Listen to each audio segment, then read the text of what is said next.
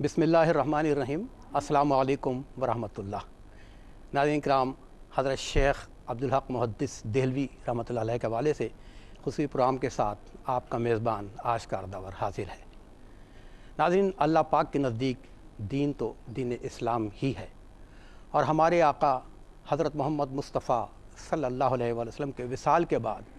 दीन की तबलीग का जो बेड़ा उठाया वो मुफस्सिरीन कुरान और मुहद्दिसीन ने उठाया। उन्हीं मुफस्सिरीन कुरान और मुहद्दिसीन के झुरमुट में एक चमकता दमकता तारा जो बामे उरूज पे नज़र आता है वह है हज़रत शेख अब्दुल हक मुहद्दिस देहलवी रहमतुल्लाह अलैह। शेख साहब ने 18 साल की उम्र में ही तमाम उलूम अक़लिया और उलूम नक़लिया की सयाहत की और उसके बाद अपने उलूम को अपने शागिर्दों के ज़रिए मज़ीद फैलाना शुरू कर दिया। उलूम हासिल करने के बाद अमल का ये आलम था कि रात रात भर इबादत में मसरूफ़ रहा करते थे और इस कदर आप शबखेज़ी के में मसरूफ़ रहे कि आपके हम असर भी आप पर रश्क किया करते थे। इस हवाले से गुफ्तगू करेंगे। मेरे प्रोग्राम में इस वक्त मेरे साथ मौजूद हैं QTV के हवाले से आप जानते हैं जानी पहचानी शख्सियत हैं अल्लामा लियाकत हुसैन अज़हरी साहब। अल्लामा साहब अस्सलाम वालेकुम। वालेकुम अस्सलाम व रहमतुल्लाह। नाज़रीन के साथ मौजूद हैं वो भी QTV के हवाले से अपना एक मुकाम रखते हैं जनाब मुफ्ती मोहम्मद शाहिद मदनी साहब। अस्सलाम वालेकुम व रहमतुल्लाह। वालेकुम अस्सलाम व रहमतुल्लाहि व बरकातुहू। अल्लामा साहब, हज़रत शेख अब्दुल हक मुहद्दिस देहलवी रहमतुल्लाह अलैह तारीख़ी हवाले से किसी तारुफ़ के मोहताज नहीं है, लेकिन ये प्रोग्राम हमने अपने नाज़रीन के लिए पेश कर रहे हैं तो मैं चाहूँगा इब्तिदान सवाल यही हो कि हज़रत शेख साहब का ख़ानदानी पस मंज़र और विलादत बासादत के हवाले से आप क्या बताएँ? अल्हम्दुलिल्लाहि रब्बिल आलमीन वल आक़िबतु लिल मुत्तक़ीन वस्सलातु वस्सलामु अला सय्यिदिल अंबिया वल मुरसलीन। अऊज़ु बिल्लाहि मिनश शैतानिर रजीम। बिस्मिल्लाहिर रहमानिर रहीम। इन्नमा यख़शल्लाह मिन इबादिहिल उलमा। सदक़ल्लाहु मौलाना अज़ीम। बहुत शुक्रिया मोहतरम आशकार दावर साहब। देखें, बर्र सग़ीर के अंदर जो नबी करीम सल्लल्लाहु तआला अलैहि वसल्लम अहादीस तय्यबा की खिदमत की है, हुज़ूर अलैहिस्सलाम के फ़रामीन को, हुज़ूर अलैहिस्सलाम के इरशादात को उम्मत तक पहुँचाने के अंदर जो मरकज़ी किरदार अदा किया है वो इस ख़ानदान ने, ख़ानवादे ने, और उसमें से ख़ास तौर पर शेख अब्दुल हक मुहद्दिस देहलवी रहमतुल्लाहि ताला अलैह, जिनको मुहक्किक अलल इतलाक़ कहा जाता है। यानी आज फ़िरक़ों की और ग्रोहों की जंग है और तक़सीम दर तक़सीम उम्मत मुस्लिमा है, लेकिन बर्र सग़ीर के अंदर अगर किसी की ज़ात पर सब मुत्तफ़िक़ हैं और जिनके अफ़कार ख़यालात, जिनकी खिदमात को सब मानते हैं, वो हैं शेख अब्दुल हक मुहद्दिस देहलवी रहमतुल्लाहि ताला अलैह की ज़ात मुबारकात। माशाअल्लाह। देखिए, ख़ानदानी पस मंज़र के हवाले से आपने ज़िक्र किया तो बहुत पाकीज़ा ख़ानदान। आपके दादेहाल को देखें, नानेहाल को देखें, आपकी वालिदा माजिदा को देखें, बहुत ही मुत्तक़िया और ज़ाहिदा ख़ातून। बिलख़ुसूस आपके नाना जान शेख ज़ैनुल आबिदीन बहुत बड़े अल्लाह के नेक बंदे, ज़ाहिदो पारसा आदमी, और ख़ास तौर पर कहा जाता है कि जिनके ज़ाहिर व बातिन यकसा था, जिनकी खलवत व जलवत बिल्कुल यकसा थी। और अमूमी तौर पर होता है कि इंसान लोगों के सामने अपने आप को थोड़ा मोहतात बना के रखता है, लेकिन इंसान जब घर के अंदर होता है तो वो एहतियात नहीं रहती है। फरमाया उनका ख़ासा ये था कि वो घर में हो या बाज़ार में हो, हर एतबार से वो बहुत ज़्यादा मुत्तक़ी और परहेज़गार थे और बहुत ज़्यादा ज़ुहद व तक़वे के पैकर थे। आपके वालिद गिरामी हज़रत शेख सैफ़ुद्दीन रहमतुल्लाहि ताला अलैह बहुत बड़े अल्लाह तबारक व तआला के वली थे। तो ख़ानदानी पस मंज़र देखें आप, घर का माहौल देखें आप, और सबसे बढ़कर जो बच्चा, कोई भी बच्चा बामे उरूज पर पहुँचता है, अब किसी की भी तारीख़ को, सवाने हयात को उठा कर देख लें, चाहे वो शेख अब्दुल क़ादिर जिलानी, हुज़ूर सैयदना गौसे आज़म हों या कोई भी बुज़ुर्ग हों, बाबा फ़रीदुद्दीन गंज शकर हों, उसके अंदर उनके वालिदैन, उनके नानेहाल, उनके दादेहाल का एक मरकज़ी किरदार होता है। इसीलिए नबी करीम सल्लल्लाहु अलैहि वसल्लम ने ख़ास तौर पर यह भी फरमाया कि जब तुम किसी लड़की का इंतखाब करने लगो निकाह के लिए तो उनके ख़ानदानी पस मंज़र को तक़वा और परहेज़गारी के एतबार से देख लो। ठीक, वो जो औलाद होगी वो मुत्तकी होगी। तो सबसे पहले तो आपको विरासत के अंदर अपने घर से जो है वो तक़वा और परहेज़गारी और शब बेदारी अपने घर से नसीब हुई। फिर उसके बाद آپ بچپن سے اپنے نانا جان کے پاس اور دوسرے اپنے خاندان کے لوگوں کے پاس علم کا حصول کرنے لگے، علم دین آپ نے حاصل کیا اور بڑی تیزی کے ساتھ، بلکہ اللہ نے آپ کو وہ بلا کی ذہانت و فطانت عطا فرمائی تھی کہ آپ کبھی کبھی فرمایا کرتے تھے کہ مجھے تو اپنی عمر کے وہ سال بھی یاد رہے ہیں کہ جب میں نے اپنی ماں کا دودھ چھوڑا تھا اور میری مختصر عمر تھی۔ ماشاءاللہ، اتنا اللہ تبارک و تعالیٰ نے ان کو کمال درجے کا ایک حافظہ عطا فرمایا تھا۔ قوت حافظہ اللہ کی عطا ہوتی ہے، لیکن اس کو دین کی طرف لگانا، تو بچپن سے آپ نے علم دین کے حصول کے لیے بڑے مختصر عرصے کے اندر آپ نے بڑی بڑی کتابوں کو کافیہ تک پہنچ گیا، اور جیسے کہ آپ نے ذکر فرمایا کہ 18 سال کی عمر میں آپ نے تحصیل علم کا یہ سلسلہ مکمل کر لیا، یعنی درس نظامی کی کتابیں پڑھ رہے ہیں، اور 16 سال کی عمر میں آپ نے جو ہمارے ہاں مطول اور مختصر المعانی بڑی بڑی کتابیں ہوتی ہیں وہ کتابیں آپ نے مکمل فرما رہے ہیں، لیکن ساتھ ساتھ آپ کو شوق یہ تھا کہ قرآن مجید فرقان حمید کو حفظ بھی کیا جائے۔ تو چونکہ ایک عالم کے ساتھ ساتھ جب وہ حافظ بھی ہوتا ہے، قاری بھی ہوتا ہے، تو یہ سونے پر ایک سہاگا ہو جاتا ہے۔ بالکل صحیح۔ آپ نے قرآن مجید فرقان حمید کو حفظ بھی کر لیا،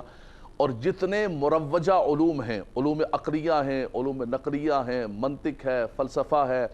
فقہ ہے، صرف ہے، نحو ہے، جتنی ساری کی ساری چیزیں ہیں، وہ تمام کے تمام علوم آپ نے اپنے بچپن کے اس عمر کے اندر بلوغت کے ساتھ ہی آپ کے سارے علوم مکمل ہو گئے۔ لیکن آپ نے جو اشارہ فرمایا کہ سب سے بڑھ کر آپ کی ایک میلان ہوتا ہے نا، ہر طالب علم کا دیکھیں، کوئی انجینئرنگ میں جاتا ہے، کوئی میڈیکل میں جاتا ہے، کوئی کس میں جاتا ہے، اسی طرح دین کے اندر کوئی فقہ کے اندر جاتا ہے، کوئی مثال کے طور پہ حدیث پاک میں جاتا ہے، کوئی تفسیر میں جاتا ہے،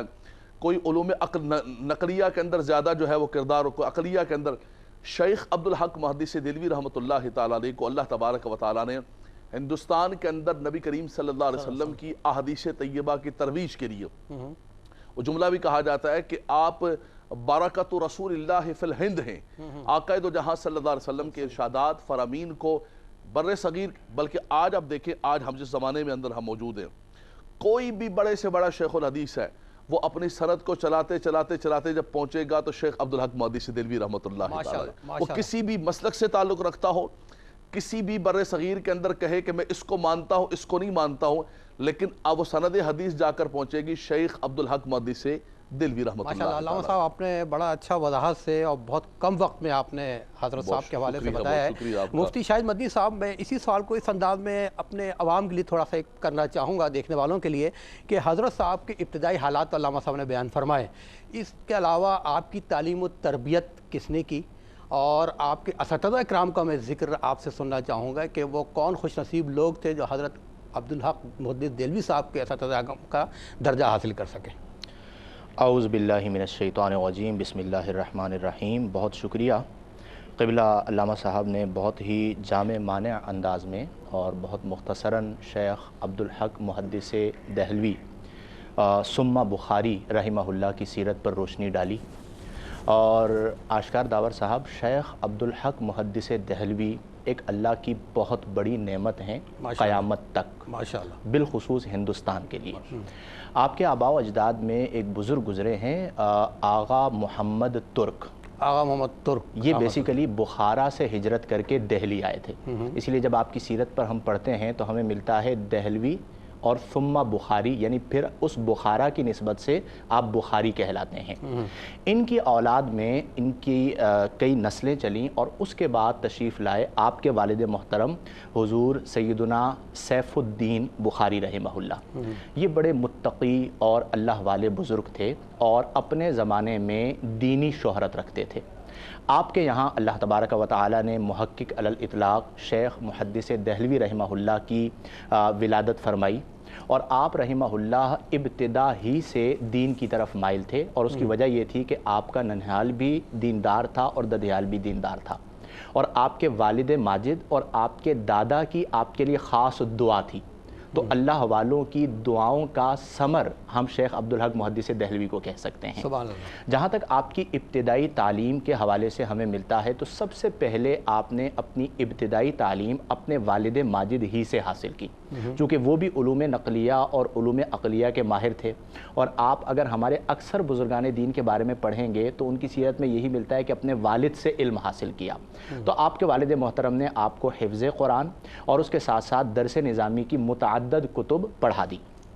پھر اس کے علاوہ آپ کا چونکہ زمانہ اور امام ربانی مجدد الف ثانی رحمہ اللہ کا زمانہ ایک ہے، آپ ہم عصر ہیں، اور مجدد الف ثانی رحمہ اللہ کے کئی مکتوبات میں بھی آپ کا تذکرہ ملتا ہے۔ تو اس زمانے کے متعدد علماء جو اس وقت حیات تھے ان سے تو آپ نے علم حاصل کیا،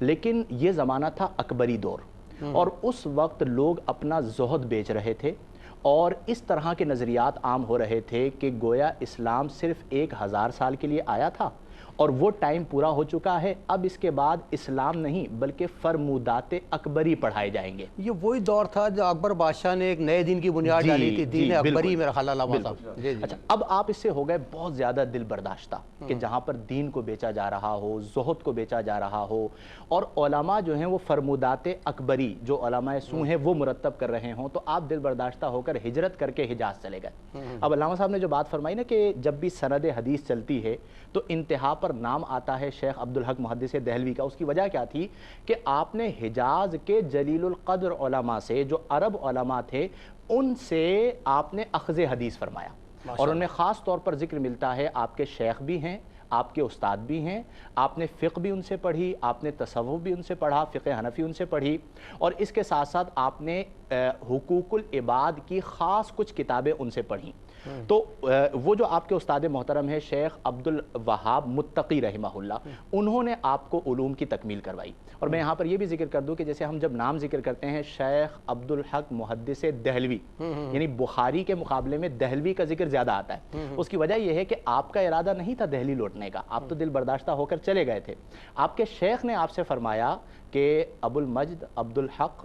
دہلی جاؤ کیونکہ دہلی تمہاری جدائی میں نالا ہیں۔ یہ ایک تاریخی جملہ ہے کہ دہلی جو ہے وہ تمہاری جدائی میں نالا ہے۔ تو چونکہ ان کا حکم تھا اور وقت رخصت انہوں نے آپ کو اپنا پیراہن مبارک، بلکہ حضور غوث اعظم شیخ عبدالقادر جیلانی رحمہ اللہ کا پیراہن عطا کیا، اور وہ لے کر پھر آپ یہاں پر تشریف لائے اور ایک جگہ پر آپ نے مدرسہ قائم کیا۔ اور اس وقت کے جو بڑے بڑے فتنے تھے یہ دو ہی ہستیاں ہیں جنہوں نے مقابلہ کیا، ایک شیخ عبدالحق محدث دہلوی رحمہ اللہ اور ایک مجدد الف ثانی رحمہ اللہ۔ مسائل اس گفتگو اس کو بڑھائیں گے لیکن ایک چھوٹے سے وقفے کے بعد۔ جی ناظرین، حضرت شیخ عبدالحق محدث دہلوی رحمۃ اللہ علیہ کے حوالے سے خصوصی پروگرام کی خدمت پیش کیا جا رہا ہے۔ میرے ساتھ موجود ہیں، جیسے آپ نے دیکھا، علامہ لیاقت حسین اظہری صاحب اور مفتی محمد شاہد مدنی صاحب۔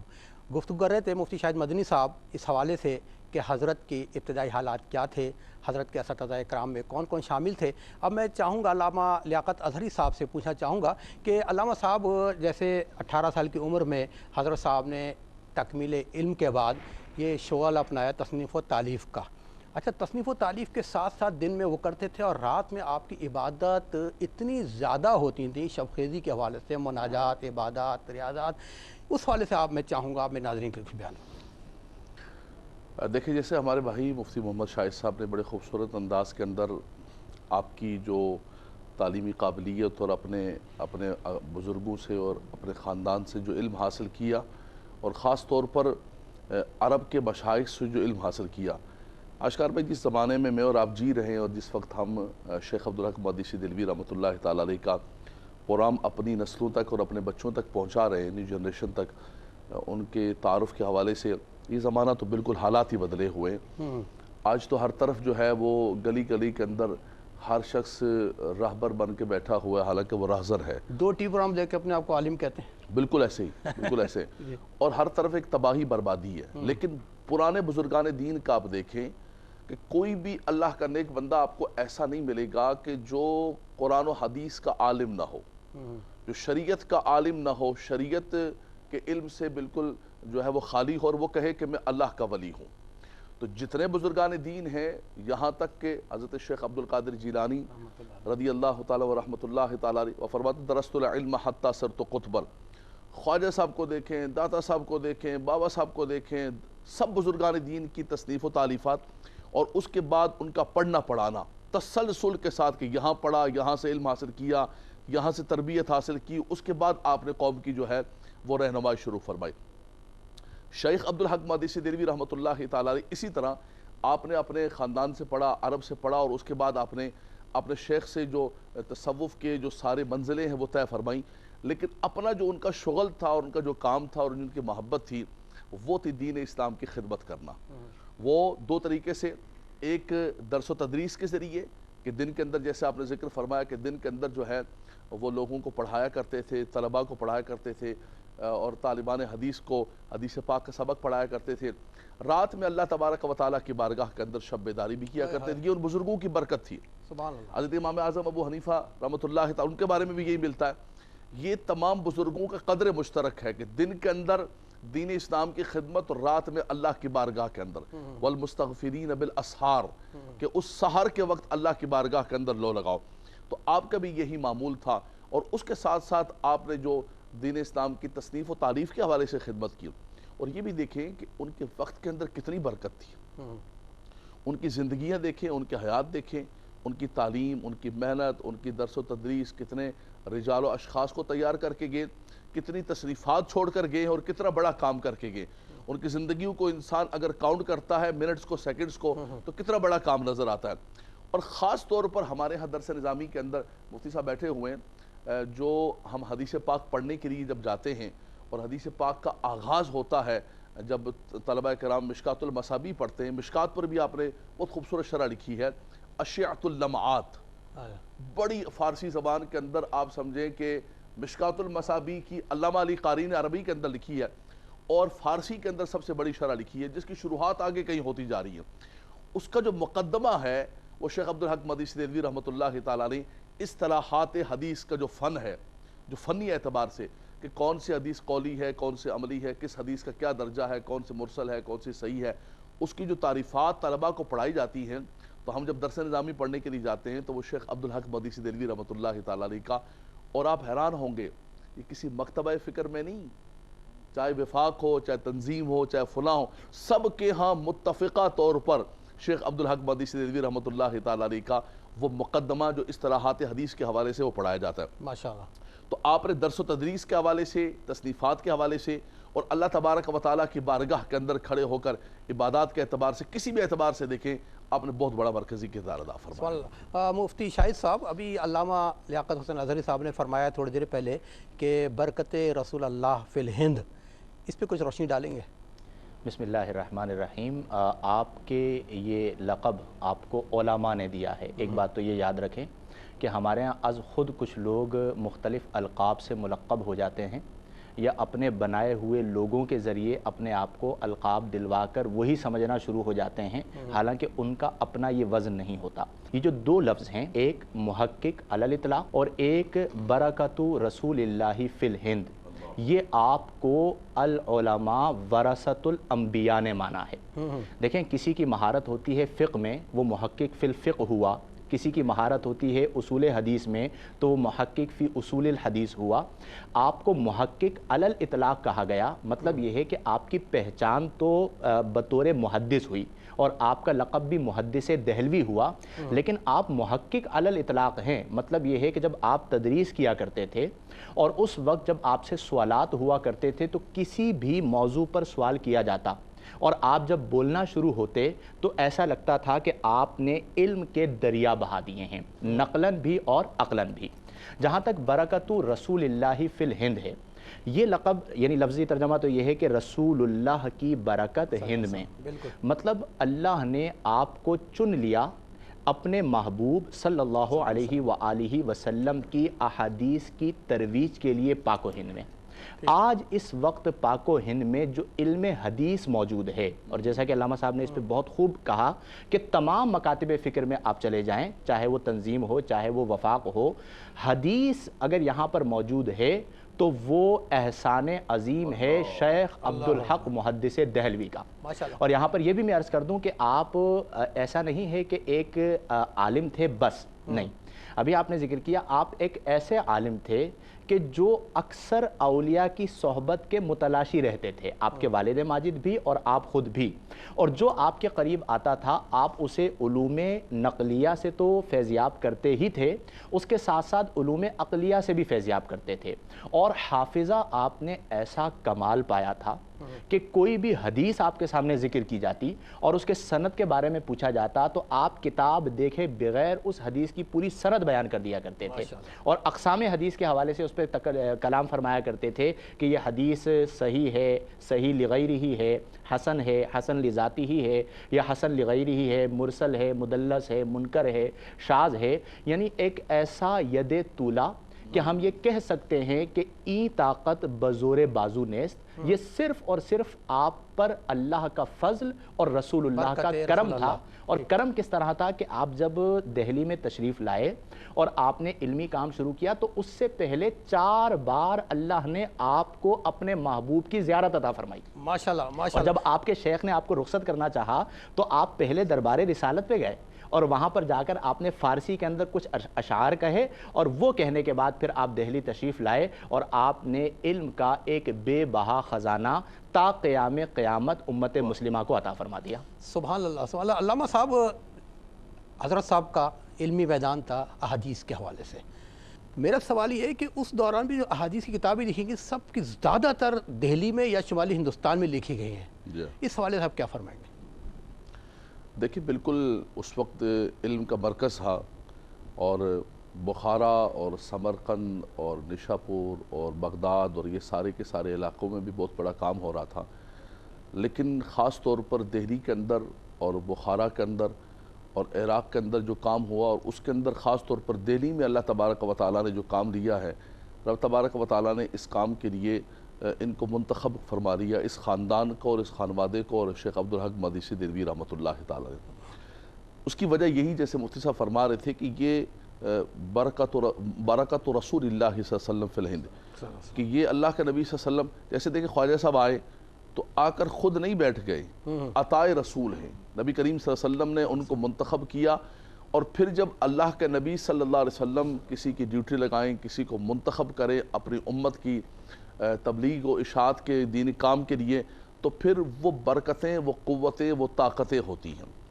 یہی غیبی طاقت، یہی ہمارا عقیدہ ہے، یہی ہمارا نظریہ ہے. ہم یہ کہتے ہیں کہ انسان اپنے زور بازو پر، دیکھیں علم تو فضل اور فیضی کے پاس بھی بہت بڑا تھا، جو صاحب دین اکبری اور دین الہی کا حوالہ دے رہے تھے ان کے دور کے اندر، لیکن انہوں نے ایسی ایسی تفسیریں لکھی کہ بغیر نقطے کی ساری تفاسیر لکھی. سبحان اللہ. فضل اور فیضی نے. لیکن کیا ہوا، ان کی وہ ساری کی ساری صلاحیتیں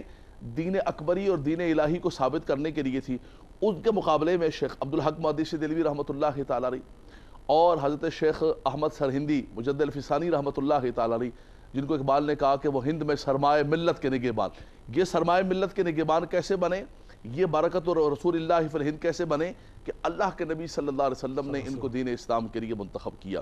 اور پھر اس کی برکت ایسے ہوئی کہ پورے بلاد اسلام کے اندر دین اسلام کی خدمت ہو رہی ہے.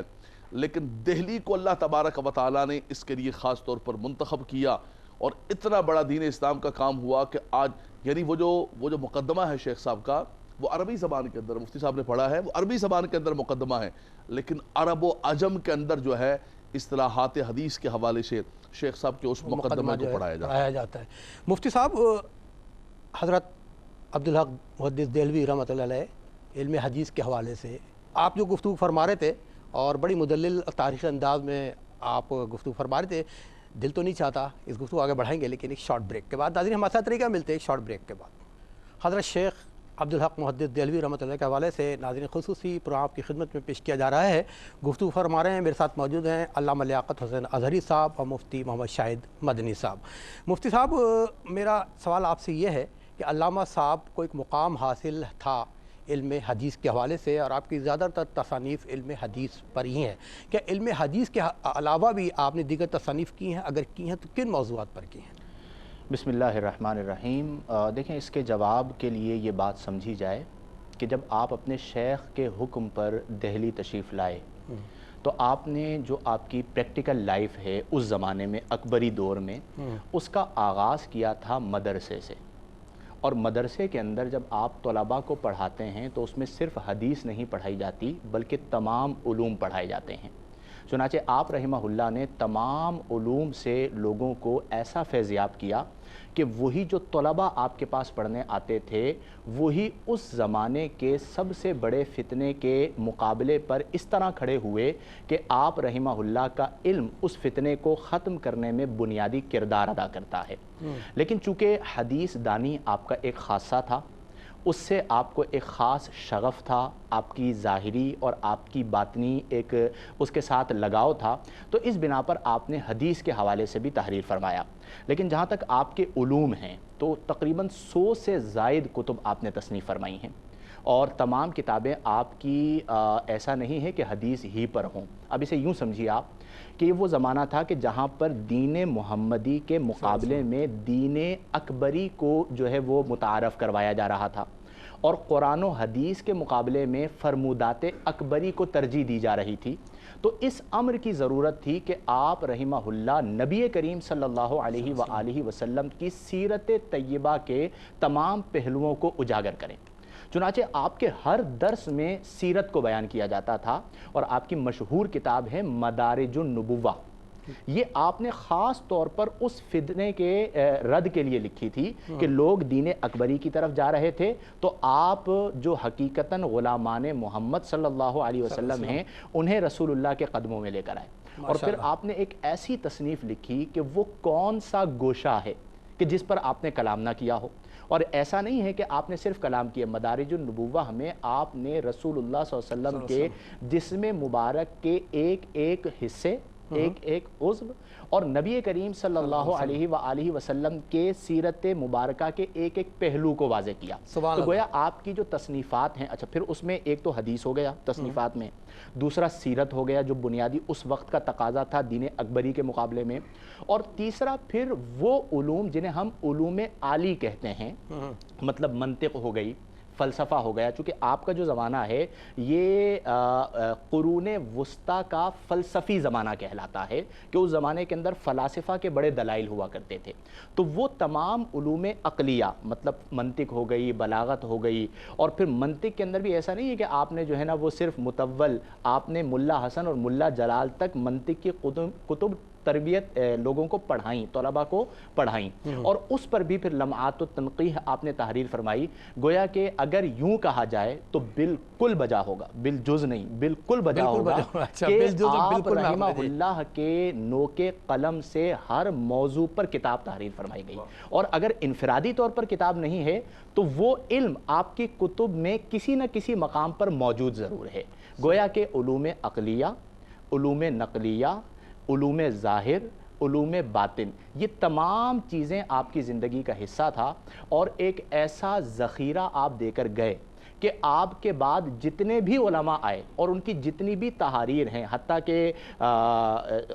ہمارے شیخ اعلیٰ حضرت فاضل بریلوی رحمہ اللہ کا فتاوی رضویہ آپ پڑھ لیں تو کئی مقامات پر آپ ہی کا حوالہ وہاں پر بھی ملتا ہے، اور پھر جو عقائد ہیں ہمارے، ان عقائد کے حوالے سے، میلاد الرسول کے حوالے سے، چونکہ مہینہ چل رہا ہے تو آپ نے بہت واضح انداز میں بخاری کی روایات سے استدلال فرمایا، یعنی وہ جو حدیث سویبہ ہے، علامہ صاحب بعض لوگ کہتے ہیں کہ جی آپ اس سے کیا استدلال کر رہے ہیں، ہم نہیں کر رہے، شیخ عبدالحق محدث دہلوی رحمہ اللہ نے استدلال فرمایا کہ جب ایک کافر جس کے بارے میں قرآن کا فیصلہ یہ ہے کہ لا یخفف عنہم العذاب، آپ فرماتے ہیں جب اس کے عذاب میں تخفیف کی جا رہی ہے حدیث سویبہ کی وجہ سے، تو جب ایک امتی نبی کریم علیہ افضل الصلاۃ والتسلیم کو اللہ کا محبوب جان کر، اللہ کا رسول جان کر ان کی آمد کی خوشی منائے گا تو کیوں کر اسے آسانی اور راحت نہیں دی جائے گی؟ یہ میری بات نہیں ہے، یہ شیخ عبدالحق محدث دہلوی کی بات ہے۔ تو گویا تمام علوم میں آپ ید طولہ رکھتے تھے۔ ماشاءاللہ،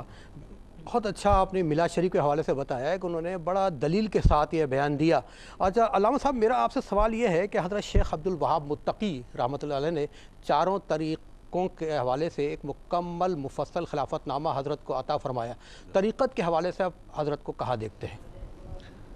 دیکھیں، جیسے کہ بار بار ہم نے یہی ذکر کیا کہ جتنے بزرگان دین تھے وہ سب سے پہلے علم حاصل کرتے تھے،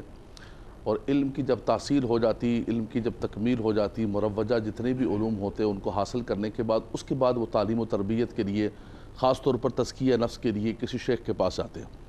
اور شیخ بھی کوئی ایسا نہیں ہوتا، وہ خود بہت بڑا عالم ہوتا تھا، لیکن خاص طور پر ایک فن کے اندر، وہ کہا جاتا ہے لکل فن رجال،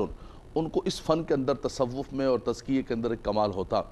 تو آپ شیخ عبدالوہاب متقی رحمۃ اللہ تعالیٰ علیہ سے اور کئی بزرگان دین سے آپ نے سعادت حاصل فرمائی، لیکن سب سے زیادہ اول ترین آپ کے اپنے خاندان کے بعد انہی بزرگوں سے آپ نے سعادت حاصل کی، اور سلسلہ قادریہ کو آپ نے اختیار فرمایا۔ اور شیخ عبدالوہاب متقی رحمۃ اللہ تعالیٰ نے خرقہ خلافت بنایا آپ کو، وہ ساری برکات بزرگوں کی، حضور شیخ عبدالقادر جیلانی رحمۃ اللہ تعالیٰ کی جتنی اسناد اور جتنے خرقے اور ساری سعادتی تھی، اور پھر اس کے بعد آپ سلسلہ نقشبندیہ کے اندر خواجہ باقی باللہ رحمۃ اللہ تعالیٰ علیہ سے آپ بیعت فرماتے ہیں۔ لیکن بنیادی چیز یہ ہے کہ ایک تو یہ جو تربیت ہے، سب سے بنیادی جو پیغام دینا چاہتے ہیں قوم کو، کہ آپ اٹھا کر دیکھ لیں اپنے بزرگوں کے اسلوب کو اور طریقے کو، کہ انہوں نے سب سے پہلے جو ہے وہ قرآن و حدیث کا علم حاصل کیا۔ یعنی مفتی صاحب نے ذکر فرمایا علم عالی کا، کہ صرف و نحو، منطق، فلسفہ بھی پڑھا تو قرآن علم عالی کو سیکھنے کے لیے پڑھا، تو مرکز ان کا قرآن و حدیث تھا اور قرآن و حدیث کی خدمت تھی۔ اور اس کے بعد باقاعدہ طور پر تربیت، حضور سیدنا غوث اعظم فرماتے درست العلم حتی صرت قطبا، فرمایا میں علم حاصل کرتا رہا، اللہ نے مجھے قطبیت کے مقام پر فائز فرما دیا۔ آج ہمارے ہاں یہ ہے کہ جس بابے نے قمیض اتاری ہوئی ہے، جو بابا لوگوں کے سامنے گالیاں دے رہا ہے، وہ سب سے بڑا قلندر ہے اور سب سے بڑا بابا ہے، اور جتنا بڑا شف کر رہا ہے وہ اتنا بڑا قلندر سمجھا جاتا ہے۔ اس کو نماز آئے نہ آئے، اس کو کلمہ آئے نہ آئے، اور اس کو علم دین سے، شریعت سے، کسی چیز سے کوئی غرض، لیکن آپ کے لوگوں نے اس کو قلندر بنایا ہوا ہے، اس کو ولی وقت کا بنایا ہوا ہے، کیا کچھ بنایا ہوا ہے۔ اس نے ہماری امت کو تباہ و برباد کر دیا۔ دیکھیں ہمارے ان پروگراموں کا، ان کو ہم بامقصد تبھی بنا سکتے ہیں کہ ان بزرگوں کا نقشہ دکھا کر آج حالات حاضرہ میں ہم کدھر چلے گئے، کیا ہم ان بزرگوں کی نہج، ہم تو صوفیاء کو ماننے والے ہیں نا، ہم تو ان بزرگوں کے وارث ہیں، اور اس نہج پر ہمیں قائم رکھنا بہت ضروری ہے۔ دوسرا، جس طرح مفتی صاحب نے اشارہ فرمایا، بہت میرا دل خوش ہوا کہ آج اس وقت دنیا کے اندر جھگڑے ہی جھگڑے،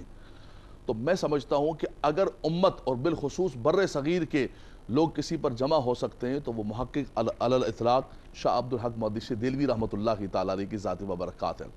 جو ساتھ ساتھ حدیث کی خدمت بھی کر رہے ہیں، لیکن ساتھ ساتھ یہ سبق بھی دے رہے ہیں کہ دیکھو هو الاول والآخر، یہ حمد خدا بھی ہے اور نعت مصطفیٰ بھی ہے، حمد خدا بھی ہے، نعت مصطفیٰ۔ وہ یہی بتا رہے ہیں کہ لیلۃ القدر بڑی مبارک رات ہے کہ اس رات میں قرآن اترا، لیکن یہ بھی یاد رکھو کہ شب ولادت کی رات لیلۃ القدر سے بڑھ کر ہے، کہ قرآن تو بعد میں آیا، جس کے صدقے قرآن ملا ہے وہ تو اس رات کے اندر تشریف لائے۔ سبحان اللہ۔ یہ کوئی 100 سال 200 سال پہلے کے عقائد و نظریات، یا کوئی آج کوئی امام احمد رضا نے فکر نہیں دی ہے، یہ ہمارے بزرگوں نے فکر دی ہے۔ تو امت اگر خاص طور پر مجتمع ہو سکتی ہے تو شیخ عبدالحق محدث دہلوی رحمۃ اللہ تعالیٰ علیہ کے عقائد و نظریات اور معاملات پر ہو سکتی ہے۔ وہ صاحب، علامہ صاحب نے بڑا اچھا کہا، امت اگر آج بھی متحد ہو سکتی ہے تو حضرت شیخ صاحب کے عقائد کے حوالے سے متحد ہو سکتی ہے۔ حضرت کی دینی خدمات بھی ہیں، ملی خدمات بھی ہیں، ایک مقام اللہ پاک نے ان کو عطا فرمایا، ان کی حیات مبارک میں عطا فرمایا۔ تو میں چاہوں گا ذرا سے اس پر روشنی ڈالیں کہ آپ کا اپنے ہم عصر لوگوں کے ساتھ اور بزرگوں کے ساتھ کیا رویہ تھا، کس قسم کے معاملات فرماتے تھے آپ؟ دیکھیں، شیخ عبدالحق محدث دہلوی رحمہ اللہ ایک ایسی شخصیت ہیں کہ آپ کی ابتدائی تربیت آپ کے والد ماجد نے فرمائی ہے، اور وہ ایک عربی کا مقولہ بھی ہے کہ المعاصر لا یعاصر، کہ جو آپ کا ہم عصر ہوتا ہے وہ عمومی طور پر آپ کو قبول نہیں کرتا، لیکن آپ کی عادت طیبہ طاہرہ یہ تھی کہ آپ اپنے ہم عصر علماء کے پاس خود جایا کرتے تھے، اور اگر کہیں تشریف نہ لے جا سکتے تو خط و کتابت کا سلسلہ جاری رہتا تھا۔ اس کی مثال بہت واضح ہے کہ امام ربانی مجدد الف ثانی رحمہ اللہ ہیں اور شیخ عبدالحق محدث دہلوی رحمہ اللہ ہیں۔ اب یہ دونوں شخصیات ہم عصر ہیں، اور پاک و ہند میں یہ دونوں شخصیات کسی تعارف کی محتاج نہیں ہیں۔ تو مکتوبات مجدد الف ثانی رحمہ اللہ میں خاص طور پر شیخ عبدالحق محدث دہلوی رحمہ اللہ کا تذکرہ ملتا ہے، اور آپ کی خط و کتابت آپ رحمہ اللہ کے ساتھ رہا کرتی تھی۔ یہاں پر یہ بات بھی ملحوظ نگار ہے کہ جو اہل حق ہوتے ہیں وہ دوسرے حق کو قبول کرنے میں کسی بھی طرح کا پس و پیج نہیں کرتے۔ آپ دیکھیں، آپ کی جو خلافت تھی اور آپ کی جو تربیت تھی وہ حجاز مقدس میں شیخ عبدالوہاب متقی رحمہ اللہ نے کی تھی، اور وہی آپ کے شیخ تھے، اور انہی نے آپ کو غوث اعظم رضی اللہ تعالی عنہ کا خرقہ پیراہن مبارک عطا کیا تھا۔ انہوں نے جب آپ کو یہ کہا کہ دہلی تمہاری جدائی سے نالا ہے اور دہلی جاؤ، تو انہوں نے آپ کو یہ نصیحت فرمائی تھی کہ وہاں پر آپ خواجہ باقی باللہ رحمہ اللہ کے دست مبارک پر بیعت کرنا۔ اب آپ دیکھیں کہ کیا مقام ہے کہ ایک شیخ خود اپنے شاگرد اور اپنے مرید کو دوسرے شیخ کی بیعت کرنے کا حکم دے رہا ہے۔ وجہ کیا ہے کہ وہ یہ جانتے ہیں کہ ان کا جو روحانی فیض ہے اور ان کا جو روحانی معاملہ ہے وہ فلاں کی بارگاہ سے ہے، چنانچہ آپ ان کے ہاتھ پر بیعت ہوئے، اور پھر اس کے بعد آپ کی روحانی ترقی کا ایک سلسلہ جاری رہا، اور آپ کے جو ہم عصر تھے وہ آپ کی حیات طیبہ میں آپ کے علم کے قائل تھے،